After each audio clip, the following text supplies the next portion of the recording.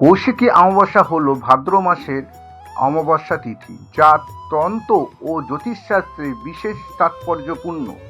এই তিথিতে দেবী কৌশিকী পূজিত হন।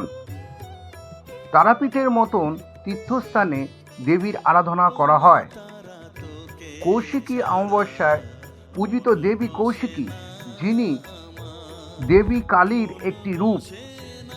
জনশ্রুতি আছে, দেবী পার্বতী তার দেহকোষ থেকে এই রূপ ধারণ করেছিলেন। এই অমাবস্যাকে তন্ত্র ও জ্যোতিষশাস্ত্রে অত্যন্ত গুরুত্বপূর্ণ বলে মনে করা হয়।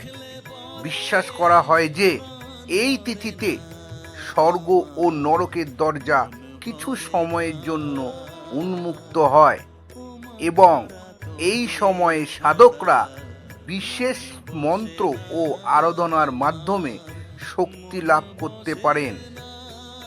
তারাপীঠ মন্দিরে এই দিন বিশেষ পূজা ও আরাধনার আয়োজন করা হয়। ভক্তরা মায়ের বিশেষ রাজবেশে পূজা অর্চনা করেন। কেউ কেউ মনে করেন যে এই অমাবস্যায় পূর্বপুরুষদের আত্মার শান্তি কামনার পূজা করা হয়।